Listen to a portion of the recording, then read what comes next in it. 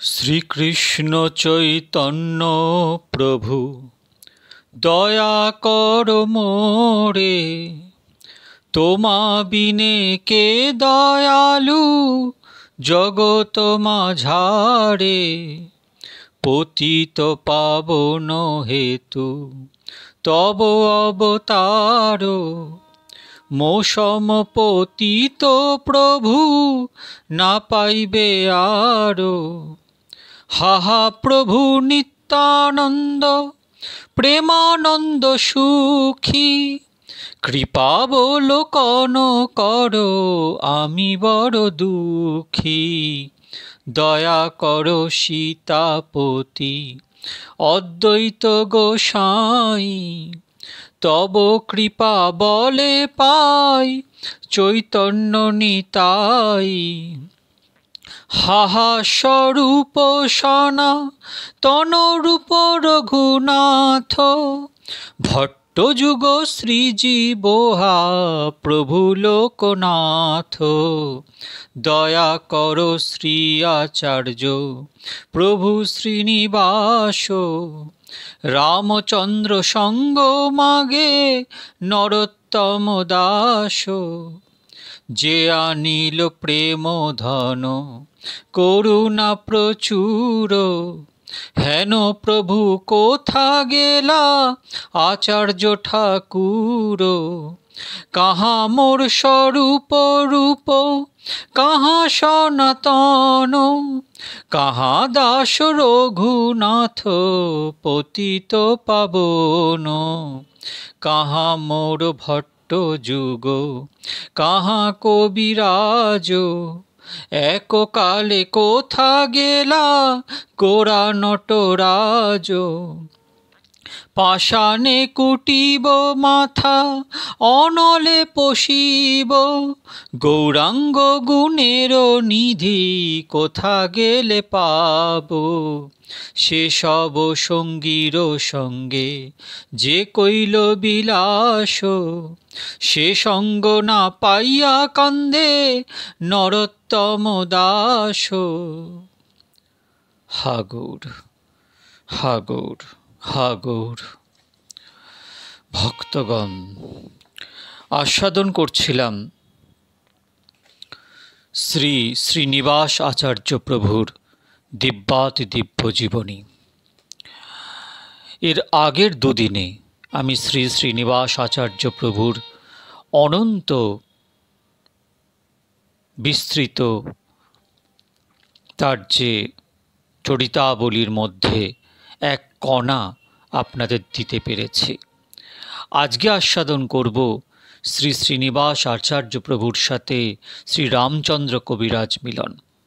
খুব মন দিয়ে সাবধানে শ্রবণ করুন, কারণ ভক্ত চরিত্র শ্রবণ মঙ্গলম। একদিন শ্রীনিবাস আচার্য জাজিক গ্রামে স্বীয় গৃহে ভক্তগণ সঙ্গে বসে ভগবত কথা বলছেন। এমন সময় তার গৃহের পাশ দিয়ে গৌর পার্ষদ শ্রী চিরঞ্জীব সেনের পুত্র শ্রী রামচন্দ্র কবিরাজ বিবাহ করে নববধূ নিয়ে প্রত্যাবর্তন করছেন। শ্রীনিবাস আচার্য দূর থেকে তাকে দেখলেন। শ্রী রামচন্দ্র কবিরাজ দূর থেকে শ্রী আচার্যকে দর্শন করলেন। পরস্পরের দর্শনে নিত্যসিদ্ধ সৌহার্দ্য ভাব যেন তখন থেকেই জেগে উঠল। দর্শনের পর মিলনের আকাঙ্ক্ষা উভয়ের হতে লাগল। শ্রীনিবাস আচার্য লোকমুখে শ্রী রামচন্দ্র কবিরাজের পরিচয় নিলেন। শ্রী রামচন্দ্র কবিরাজও শ্রীনিবাস আচার্যের পরিচয় নিলেন। শ্রী রামচন্দ্র কবিরাজ নববধূ সঙ্গে গৃহে এলেন। কোনো রকমে দিনটা কাটালেন। রাত্রিকালে গৃহ থেকে বের হয়ে জাজিক গ্রামে এসে কোনো এক ব্রাহ্মণ গৃহে রাত্রি যাপন করলেন। প্রাতঃকালে শ্রীনিবাস আচার্যের গৃহে এলেন এবং তার চরণে সাষ্টাঙ্গে দণ্ডবত হয়ে পড়লেন। আচার্য শ্রী রামচন্দ্র কবিরাজকে ভূমি থেকে উঠিয়ে দৃঢ় আলিঙ্গন করলেন এবং বললেন, জন্মে জন্মে তুমি আমার বান্ধব। বিধাতা সদয় হয়ে আজ পুনঃ মিলিয়ে দিয়েছেন। মিলনে উভয়ের খুব আনন্দ হল।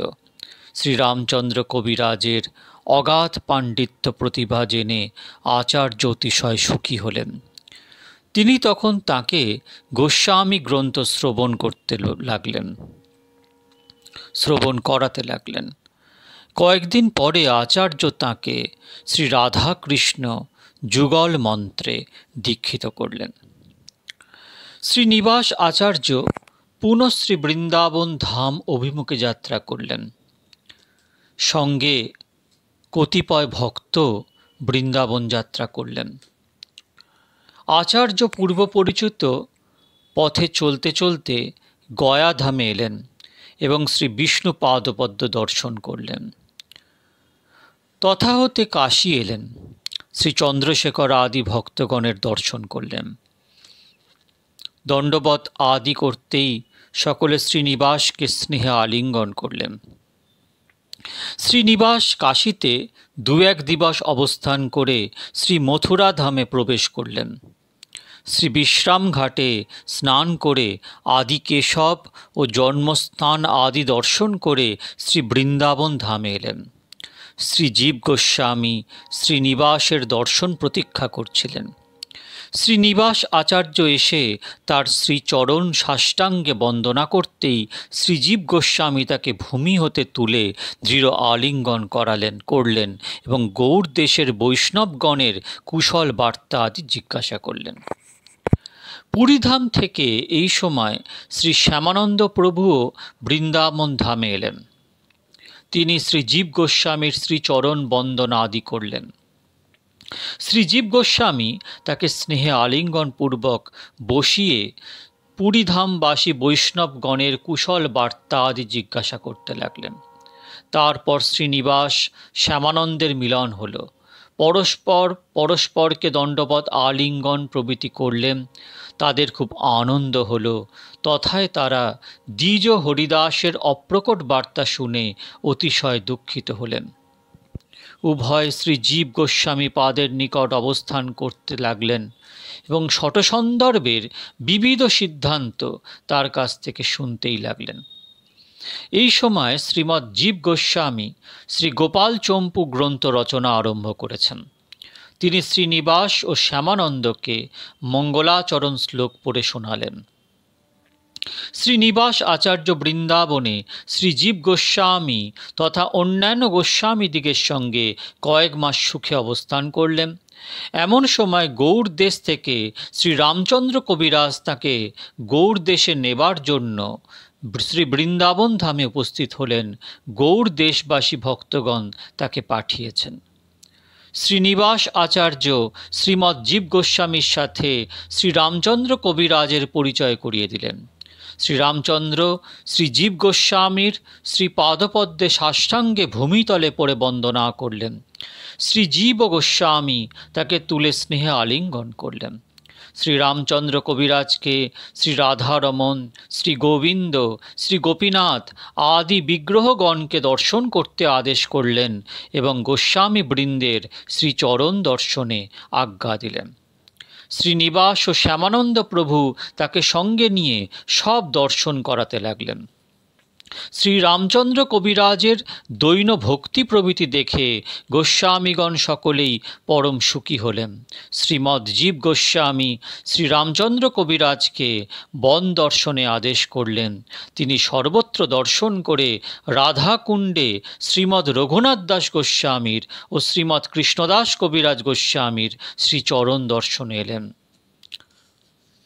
এদিকে শ্রীমৎ জীব গোস্বামীর আদেশ নিয়ে শ্রীনিবাস আচার্য ও শ্রী শ্যামানন্দ প্রভু গৌড় দেশের দিকে যাত্রা করলেন। বন বিষ্ণুপুরে আগমন করলেন। রাজা বীরহাম্বীর শ্রীনিবাস আচার্যের শ্রীচরণ দর্শন করে আনন্দে নৃত্য করতে লাগলেন।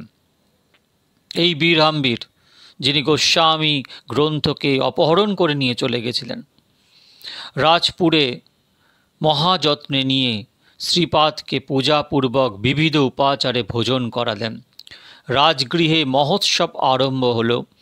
শ্রী শ্যামানন্দ প্রভু রাজার ভক্তি দেখে চমৎকৃত হলেন এইবার আচার্য প্রভু রাজাকে রাধাকৃষ্ণ মন্ত্র দীক্ষা প্রদান করলেন। তাহলে বীরহাম্বীরকে যুগল মন্ত্র স্বয়ং শ্যামানন্দ প্রভু তার এই ভক্তির অবস্থা দেখে চমৎকৃত হলেন এবং আচার্য প্রভু অর্থাৎ শ্রীনিবাস আচার্য প্রভু তাকে রাধাকৃষ্ণ যুগল মন্ত্রে দীক্ষা প্রদান করলেন। রাজার নাম হল শ্রীচৈতন্য দাস।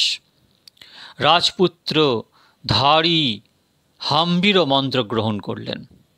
রাজার পুত্র, তার নাম ছিল ধারী হাম্বীর, তিনিও মন্ত্র গ্রহণ করলেন।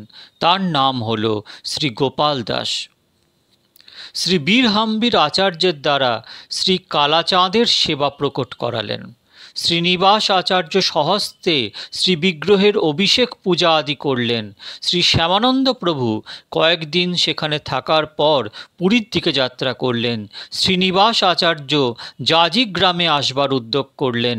এই সময় শিখরেশ্বর রাজ শ্রী হরিনারায়ণ দেব নিজ গৃহে শ্রীনিবাস আচার্যকে বিশেষ আমন্ত্রণ করলেন। সপার্ষদ শ্রীনিবাস আচার্য তার গৃহে শুভ বিজয় করলেন। কয়েকদিন তার গৃহে আচার্য অবস্থানপূর্বক শ্রী ভাগবত কথা গঙ্গা প্রবাহিত করলেন। বহু লোক শ্রী আচার্য পাদের অনুগ্রহ প্রাপ্ত হলেন। শ্রীনিবাস আচার্য কয়েকদিন শিখরেশ্বর দেশে অবস্থান করে শ্রীখণ্ডে আগমন করলেন এবং অগ্রহায়ণ মাসের কৃষ্ণ একাদশীতে শ্রী নরহরি সরকার ঠাকুরের অপ্রকট বার্তা শুনে ভূতলে মূর্ছিত হয়ে পড়লেন। আচার্য বহু খেদপূর্বক ক্রন্দন করতে লাগলেন। তারপর অতি কষ্টে ধৈর্য ধারণ করলেন। শ্রী রঘুনন্দন ঠাকুর শ্রী সরকার ঠাকুরের বিরহে বড়ই কাতর হয়েছিলেন। শ্রীনিবাসকে দেখে একটু শান্ত হলেন। কয়েকদিন শ্রী আচার্য শ্রীখণ্ডে অবস্থান করার পর কণ্টকনগরে এলেন। সেখানে এসে শুনলেন শ্রী গদাধর দাস ঠাকুর কার্তিক মাসে অপ্রকট হয়েছেন। নিদারুণ শোকে আচার্যের প্রাণ বিদীর্ণ হয়ে গেল। অতি কষ্টে ধৈর্য ধারণ পূর্বক জাজি গ্রামে এলেন এবং স্বগৃহে ভাগবতগণকে আহ্বান করে এক মহোৎসব আয়োজন করলেন। তারপর মাঘ কৃষ্ণ একাদশীতে দ্বিজ হরিদাসের অপ্রকট মহোৎসব করবার জন্য আচার্য কাঞ্চনগড়ি নগর অভিমুখে যাত্রা করলেন। কাঞ্চনগড়িতে দ্বিজ হরিদাসের অপ্রকট মহামহোৎসব মহাসমারোহে অনুষ্ঠিত হল। উৎসবের দিন দ্বিজ হরিদাসের পুত্র শ্রী দাসও শ্রী গোকুলানন্দ আচার্য থেকে দীক্ষা গ্রহণ করলেন। কয়েকদিন সেখানে অবস্থান করার পর শ্রী আচার্য ফাল্গুন পূর্ণিমায় খেতড়ির মহোৎসবে যোগ দেবার জন্য যাত্রা করলেন। খেতড়িতে এ উৎসবের আয়োজন রাজা সন্তোষ দত্ত করেন। তিনি শ্রী নরোত্তম ঠাকুরের ভ্রাতুষ্পুত্র এবং শিষ্য। এই উৎসবে স্বয়ং শ্রী জাহ্নবা দেবী আগমন করেন। তার সঙ্গে শ্রীনিধি, শ্রীপতি, শ্রীকৃষ্ণ মিশ্র, শ্রী গোকুল, শ্রী রঘুনন্দন প্রভৃতি গৌর পার্ষদগণ আগমন করেন। শ্রীনিবাস আচার্য বিগ্রহগণের অভিষেক পূজা আদি করেন।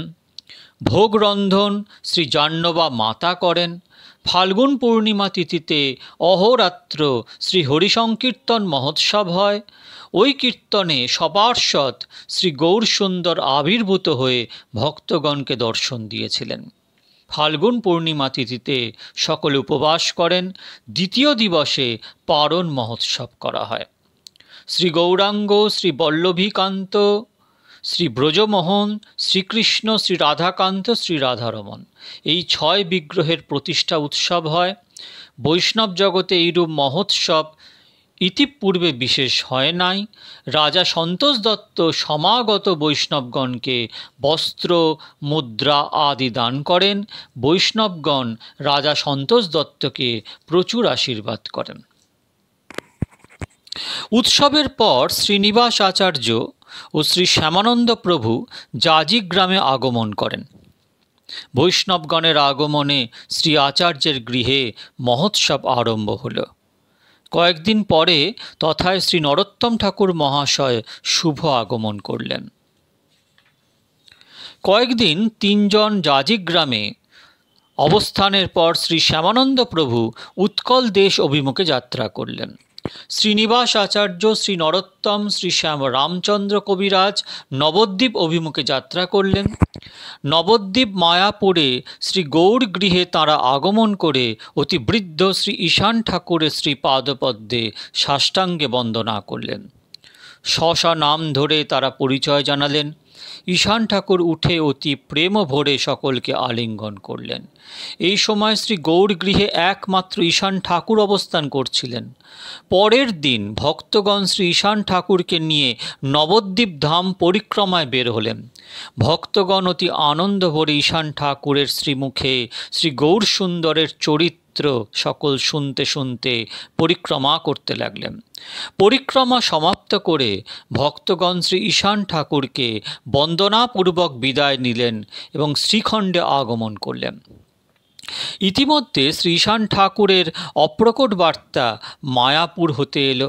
এই কথা শ্রবণ করা মাত্র ভক্তগণ বিরহে হাহাকার করে উঠলেন। এইরূপে নবদ্বীপ ও মায়াপুরে ক্রমে ক্রমে গৌর পার্ষদগণ প্রায় সকলে অপ্রকট লীলা করলেন। একদিন শ্রী রঘুনন্দন ঠাকুর শ্রী আচার্যকে আনবার জন্য কোনো ভক্তকে জাজিগ্রামে প্রেরণ করলেন। শ্রীনিবাস অতি সত্বর শ্রীখণ্ডে এলেন এবং শ্রী রঘুনন্দন ঠাকুর আচার্যকে আশীর্বাদ করে বললেন, শ্রী রঘুনন্দন ঠাকুর আচার্যকে আশীর্বাদ করে বললেন, তুমি চিরঞ্জীবী হও, প্রভু শ্রী গৌর সুন্দরের বাণী প্রচার করো। এই সব বলে শ্রী রঘুনন্দন ঠাকুর শ্রী বিগ্রহগণের সামনে এলেন এবং স্বীয়পুত্র কানাইকে ডেকে শ্রী মদন গোপাল ও শ্রী গৌরাঙ্গদেবের শ্রীচরণে সমর্পণ করলেন। তারপর 3 দিন মহাসংকীর্তনে মগ্ন হলেন। শেষ দিবস শ্রী নরহরি সরকার ঠাকুর শ্রী গৌরাঙ্গের শ্রী মদন গোপাল দেবের শ্রীরূপে নয়ন যুগল সমর্পণ করে অন্তর্ধান হলেন। শেষের দিন শ্রী নরহরি সরকার ঠাকুরের শ্রী গৌরাঙ্গের ও শ্রী মদন গোপাল দেবের শ্রীরূপে নয়ন যুগল সমর্পণ করে অন্তর্ধান করলেন রঘুনন্দন ঠাকুর। শ্রী রঘুনন্দন ঠাকুরের অন্তর্ধান দর্শন করে শ্রীনিবাস আচার্য, পুত্র কানাই ঠাকুর ও অন্যান্য ভক্তগণ বিরহে মূর্ছাপ্রাপ্ত হলেন। নয়ন জলে ভাসতে ভাসতে বিবিধ বিলাপ করতে লাগলেন। তারপর শ্রী কানাই ঠাকুর এক মহোৎসবের বিপুল আয়োজন করলেন। চতুর্দিকে বৈষ্ণবগণকে প্রেরণ করলেন। মহোৎসবের আমন্ত্রণ বৈষ্ণবগণ সর্বত্রই জানালেন। উৎসব দিবসে বৈষ্ণবগণ উপস্থিত হলেন। মহাসংকীর্তন নৃত্য বৈষ্ণবগণ সমাধি প্রাঙ্গণে আরম্ভ করলেন। সে সংকীর্তনে শ্রী রঘুনন্দন ঠাকুর যেন সাক্ষাৎ প্রকট হয়ে নৃত্য করতে লাগলেন। শ্রী রঘুনন্দন ঠাকুরের অপ্রকট শুক্লা শ্রাবণ শুক্লা চতুর্থী তিথিতে শ্রীনিবাস আচার্য উৎসবের দেখাশোনার যাবতীয় কার্য করলেন। উৎসবের শেষে বৈষ্ণবগণ সহ তিনিও বিদায় নিয়ে বন বিষ্ণুপুরে রাজা বীরহাম্বীরের গৃহে শুভ বিজয় করলেন। আচার্য রাজগৃহে শ্রীমদ্ ভাগবত পাঠ ও কীর্তন আরম্ভ করলেন। চতুর্দিক থেকে বহু ভক্তের সমাগম হতে লাগল। মহারাজ বহু প্রীতি ভরে ভক্ত সেবা করতে লাগলেন। বন বিষ্ণুপুর তৎকালে প্রকৃত বিষ্ণুপুরে পরিণত হল। বহু শ্রদ্ধালু ব্যক্তি শ্রী আচার্যের শ্রী পাদপদ্ম আশ্রয় করলেন। রাঢ় দেশের মধ্যে গোকুলপুর গ্রামে শ্রী রাঘব চক্রবর্তী নামে একজন পরম ভক্ত ব্রাহ্মণ বাস করতেন। শ্রী গৌরাঙ্গপ্রিয়া নাম্নী তার এক কন্যা ছিল। ব্রাহ্মণ কন্যার বিবাহ সম্বন্ধে উপযুক্ত পাত্রের খোঁজ না পেয়ে বড়ই চিন্তিত হয়ে পড়লেন। অবশেষে শ্রীমন মহাপ্রভুর শ্রীচরণে সমস্ত কথা ও দায় অর্পণ করলেন।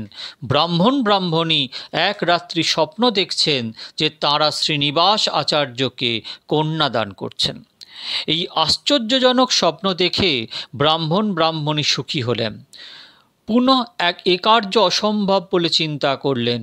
বহুবিধ চিন্তা করতে করতে ব্রাহ্মণ শীঘ্র শ্রীনিবাস আচার্যের কাছে এলেন এবং বন্দনাপূর্বক করজোড়ে সামনে দাঁড়ালেন। শ্রী আচার্য তার অভিপ্রায় বুঝতে পেরে ঈষৎ হাসতে হাসতে তাকে বসতে বললেন এবং আগমনের কারণ জিজ্ঞাসা করলেন।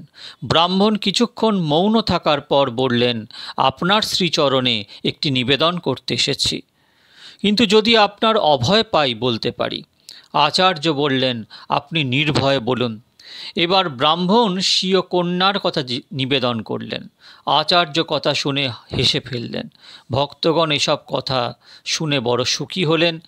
শেষে শ্রী আচার্য বিবাহ করতে রাজি হলেন। মহা সমারোহের সঙ্গে মহারাজ বীরহাম্বীর শ্রী আচার্যের বিবাহের আয়োজন করলেন। শুভলগ্নে শ্রী রাঘব চক্রবর্তী বিবিধ বস্ত্র অলঙ্কার সহ কন্যা এনে শ্রী আচার্যের করে সমর্পণ করলেন। শ্রীমতী গৌরাঙ্গ প্রিয়াকে বিবাহ করবার পর আচার্য পত্নী সহ জাজিগ্রামে ফিরে এলেন। ঠিক এই সময় নিত্যানন্দ শক্তি শ্রী জাহ্নবা দেবীও বৃন্দাবন ধাম পরিক্রমা করে জাজিগ্রামে আচার্য গৃহে শুভ আগমন করলেন। তাকে দর্শন করে আচার্যের আনন্দের সীমা রইল না।